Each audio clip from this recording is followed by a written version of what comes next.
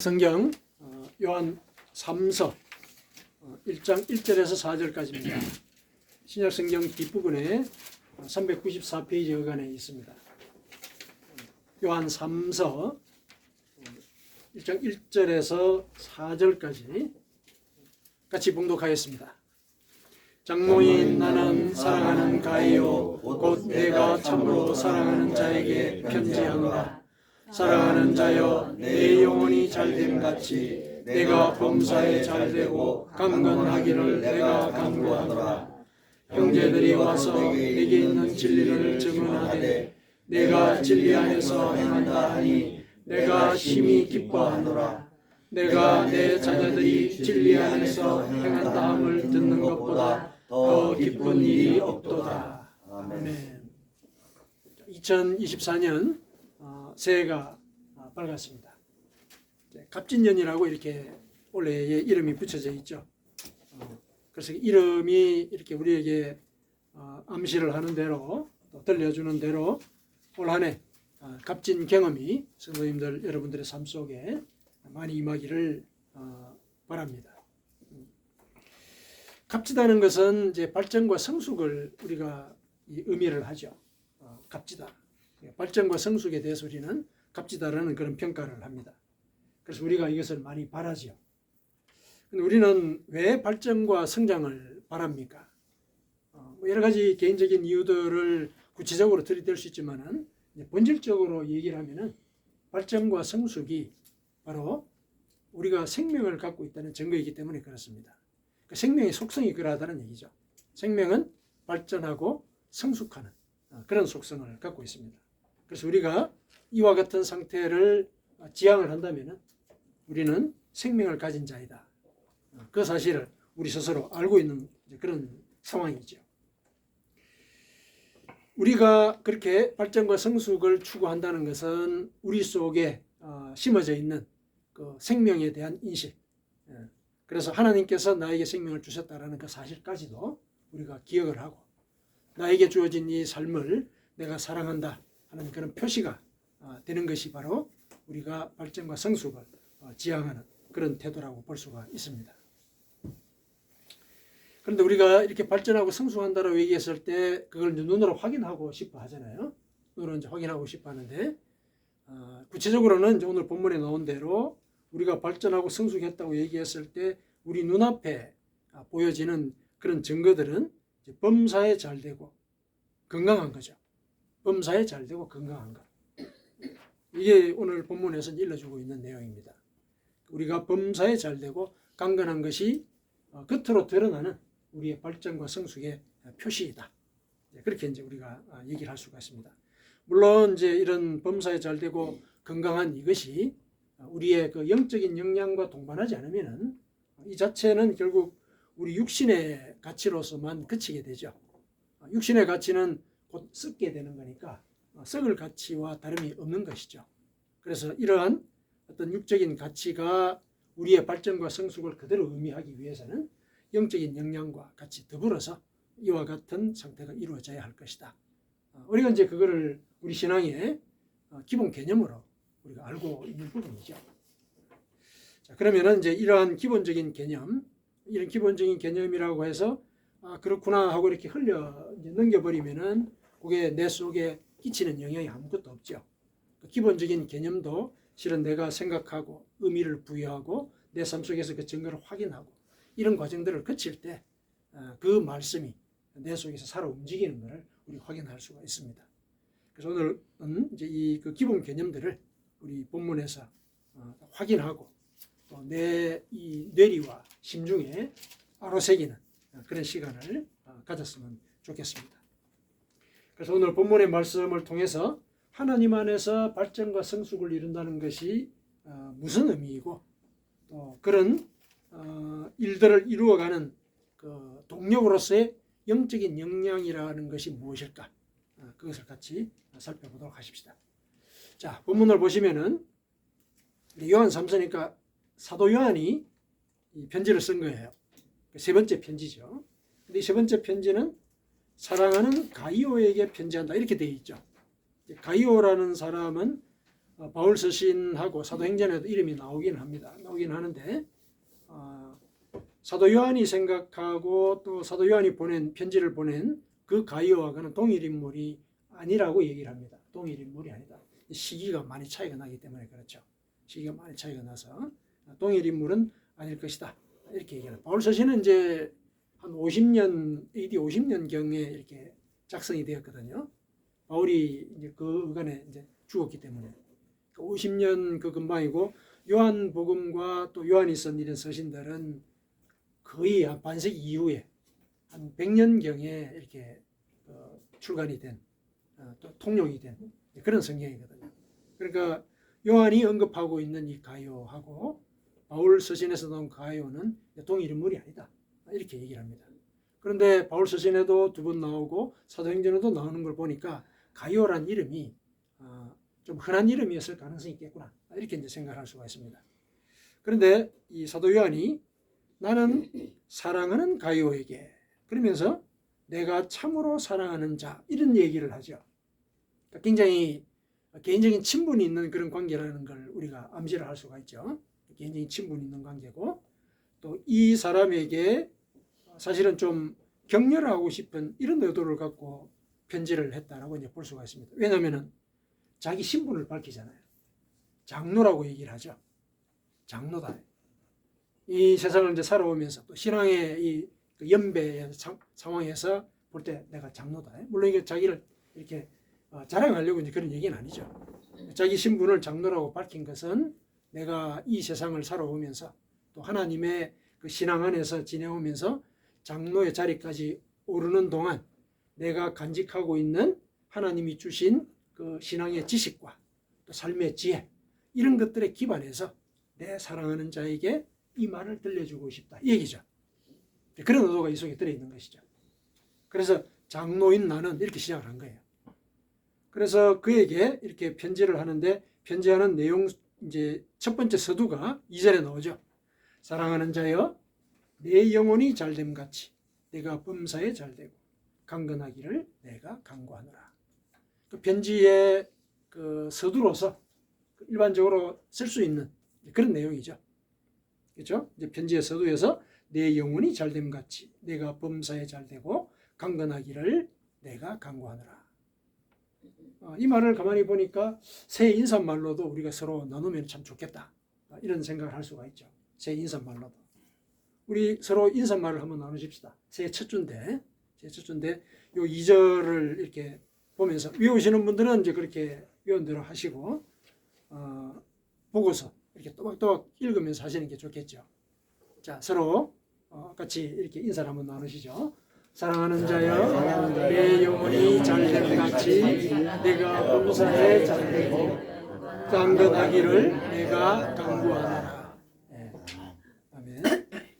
그러니까 이 인사를 전할 때 핵심은 물론 내 영혼이 잘됨 같이 내가 범사에 잘되고 강건하기를 내가 간구. 이게 핵심이죠. 근데 이 핵심을 전할 때 사랑하는 자여 이 말을 빼면 안 됩니다. 사랑하는 자여. 이런 기원과 간구를 사랑하는 마음으로 전하는가. 그렇죠. 사랑하는 마음으로 전할 때 이런 인사말들이 의례적인 그런 발언에 그치지 않게 되지 않겠습니까? 그렇죠. 항상 사랑하는 자여. 인사할 때 사랑의 마음을 담고 이런 인사를 전해야 될 것입니다. 자, 이 2절을 이제 우리가 살펴봐야 되겠죠. 왜냐하면 이제 우리가 발전과 성숙을 얘기를 할 때 범사에 잘되고 강건한 이런 상태를 우선 시각적으로 확인할 수 있다라고 먼저 전제를 했기 때문에 그렇죠. 자, 시각적으로 확인할 수 있는 게 범사에 잘되고 강건한 것인데, 그런데 본문을 보니까 그것이 내 영혼이 잘됨같이 이렇게 되어 있어요. 뭐뭐 하는 것 같이 이렇게 해야 된다라고 얘기하는 것은 범사에 잘되고 강건함의 그런 모습이 영혼이 잘된 것과 같아야 된다 이런 얘기죠. 모습이 같아야 된다. 그 얘기는 범사에 잘되고 건강하려면은 영혼이 먼저 잘되어야 된다. 이런 얘기를 하고 있는 거예요. 영혼이 먼저 잘되어야 된다. 그러니까 발전과 성숙을 일궈내기 위한 전제 조건으로서 내 영혼이 잘되어야 한다. 이런 얘기를 하고 있는 것이죠. 우리 본문도 우리말 번역도 이제 그런 암시를 주고 있지만은 원문을 보면은 이렇게 되어 있습니다. 내 사랑하는 자여, 네가 범사에 잘되고 강건해지기를 내가 원한다. 마치 내 영혼이 잘된 것처럼 이렇게 되어 있어요. 그렇게 되어 있거든요. 그러니까 내가 발전과 성숙의 증거를 내 삶 속에서 확인하려면은 내 영혼이 먼저 잘 되는가. 이게 전제다. 이게 전제다. 이 말이 이 인사 말 속에 이제 들어있는 것이죠. 자, 그러면 이제 우리가 관심을 가질 것. 범사에 잘 되고 강건한 거. 이건 우리가 짐작을 하잖아요. 어떻게 되는 것인지. 건강한가. 육신적으로 건강한가. 마음이 편안한가. 그렇죠? 그리고 내가 뜻하는 모든 일들이 원만해지는가. 이거 다 알고 있어요. 다 그렇게 되기를 바라는 거죠. 올 한 해가 그렇게 되기를 이제 우리가 마음속에 말로 표현하지 않더라도 그런 기대들을 다 가지고 있죠. 그랬는데 그 전제가 내 영혼이 잘 되는 것이다. 이렇게 되어 있어요. 이게 뭐냐는 거예요. 내 영혼이 잘 되는 것. 그거를 어떤 의도로 사도 요한은 얘기하고 있는가. 그게 3절에 나오죠. 3절에 나온 내용이 영혼이 잘 되는 그 상태에 대한 설명입니다. 보시죠. 3절에 보니까 형제들이 와서 네게 있는 진리를 증언하되 내가 진리 안에서 행한다니 내가 심히 기뻐하노라. 이렇게 되어 있습니다. 그러니까 내 영혼이 잘됨 같이라는 얘기는 원문을 보면은 네 영혼, you are, 너라는 게 지칭이 되어 있어요. 그냥 일반적으로 영혼이 잘됨 같이 이런 얘기가 아니고 내 영혼이 잘됨 같이 이렇게 나와 있거든요. 그러니까 지금 가이오가 영혼이 잘된 상태에 있다는 거예요. 영혼이 잘된 상태에 있어요. 그러니까 네 영혼이 지금 잘되고 있는 것처럼 너의 범사가 원만하고 네가 건강하기를 바란다. 이런 의도예요. 이런 의도. 그러니까 네 영혼이 잘 된다라고 얘기했을 때 내 영혼이 잘 되는 그 증거는 네가 진리 안에서 행하는 것. 이렇게 연결할 수가 있는 거죠. 진리 안에서 행할 때 우리의 영혼이 잘 된다는 거예요. 가이오에게 직접 적용했던 그 말을 우리에게도 적용할 수 있는 것이죠. 그래서 네 영혼이 잘 되는 것은 네가 진리 안에서 행하는 것. 네 속에 진리가 있고 그래서 그 진리를 따라서 네가 행하는 것. 그게 바로 네가 영혼이 잘 되고 있는 그런 상태에 있다는 증거다. 이렇게 얘기를 하는 거죠. 자, 그러면 이제 또 여기서 한 단계 더 나아가서 그럼 진리는 뭐냐? 진리는 뭐냐? 이거 따져봐야 되겠죠. 진리는 사람들의 관점에 따라서 또 성경 저자들의 관점에 따라서 여러 가지 형태로 설명을 할 수가 있습니다. 근데 이게 요한의 서신이지 않습니까? 요한이 생각하는 진리는 뭐냐? 그걸 따져봐야 되겠죠. 요한이 생각하는 그 진리는 요한복음 그 말미에 암시가 되어 있습니다. 요한복음 말미에 요한복음 20장 31절이에요. 요한복음 20장 31절에 오직 이것을 기록하면, 그러니까 내가 요한복음을 기록한 목적은 이거예요. 내가 요한복음 기록한 목적은 너희로 예수께서 하나님의 아들 그리스도이심을 믿게 하려 함이요 또 너희로 믿고 그 이름을 힘입어 생명을 얻게 하려 함이니라. 그러니까 요한복음을 기록해서 이것을 읽는 독자에게 내가 전하고 싶은 내 마음은 바로 이것이다. 이게 진리라는 얘기예요. 이게 진리다. 그래서 그 진리의 내용, 사도 요한이 생각하는 그 진리의 내용, 그거는 바로 예수가 하나님의 아들 그리스도라는 사실, 그리고 그 사실을 믿으면 영생을 얻는다는 것. 그게 진리라는 얘기죠. 그러니까 그러한 진리를 가이오가 믿고 실제 삶 속에서 그대로 행한다는 얘기예요. 자, 조금 추상적이죠. 조금 추상적인 부분이 있습니다. 이제 그런 것들을 우리가 이제 해명을 해 나가야 될 것인데, 어쨌든 진리의 이 내용을 우리가 따져본다면은 진리의 내용은 예수가 하나님의 아들 그리스도라는 사실을 믿는 것. 그리고 그것을 믿을 때 영생을 얻는다는 것. 그게 진리라는 얘기예요. 그럴 때, 그걸 믿을 때 그의 영혼이 잘 되는 그런 상태에 임하게 된다. 이 얘기를 하고 있는 것이죠. 그럼 이제 그걸 좀 더 살펴보십시다. 그 진리의 내용에 대해서. 예수가 하나님의 아들 그리스도인 것. 이게 왜 진리냐는 거야. 이게 왜 진리냐. 그건 우리가 생각해 봐야 되겠죠. 자, 예수 그리스도가 하나님의 아들이다. 하나님의 아들이면 하나님의 위치에 있는데 그리스도로서 구원자로서 이 땅에 오셨다는 얘기 아니에요. 그리스도라는 이름은 인간이 하는 얘기죠. 인간이 자기를 구원한 자. 그리스도라는 이름을 붙이는 거 아닙니까?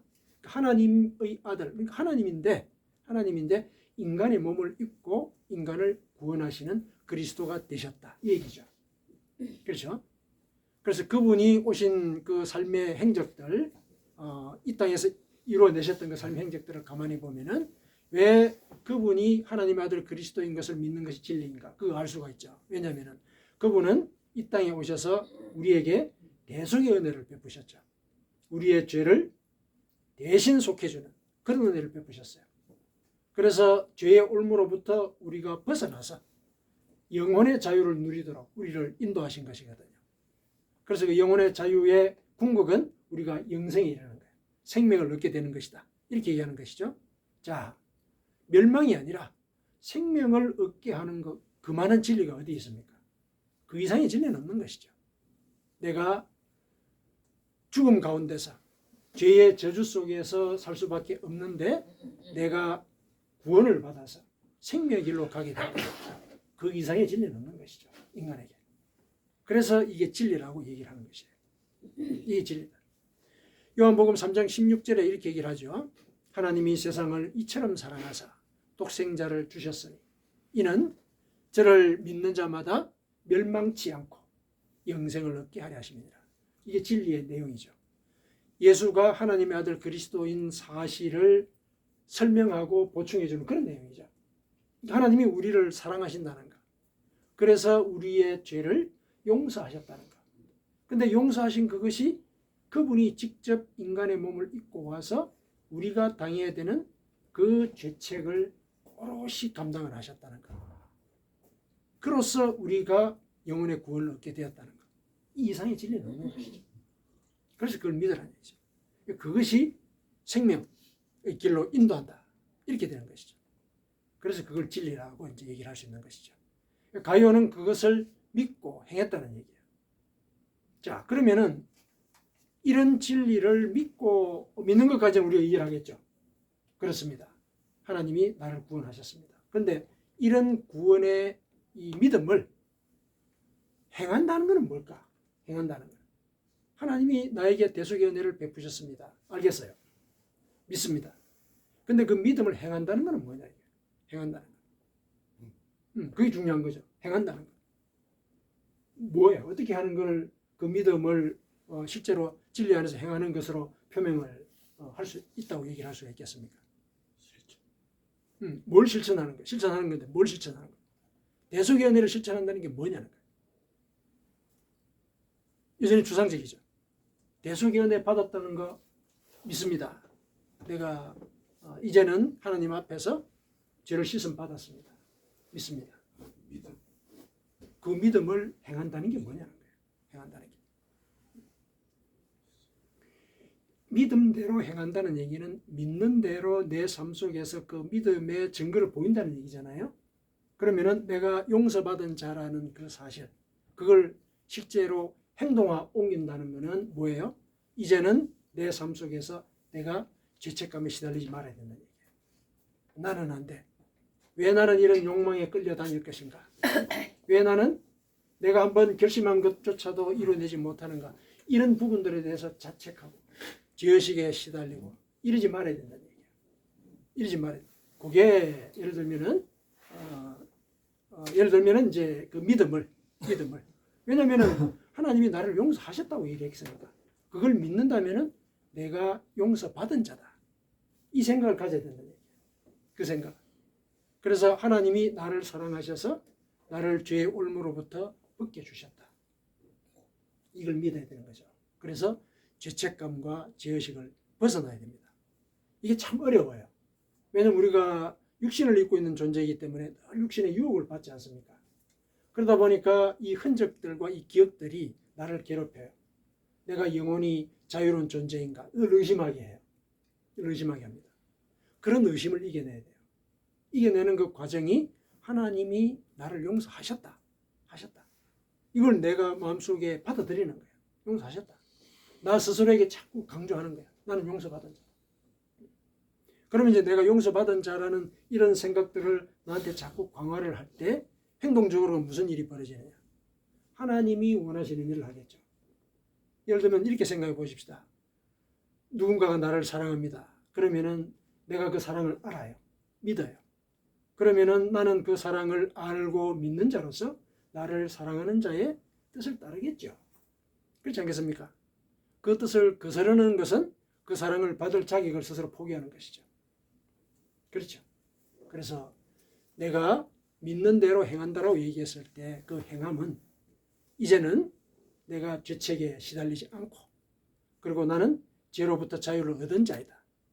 그렇다면 그 이후에 내가 할 일은 하나님이 이 땅에서 나로 하여금 맺고자 하시는 영적인 결실을 맺고자 노력하는가. 그게 중요한 것이죠. 거기에 집중해서 살아야 된다는 거예요. 그게 진리 안에서 행한다는 얘기예요. 그게 대속의 은혜를 행동화하는 거란 말이죠.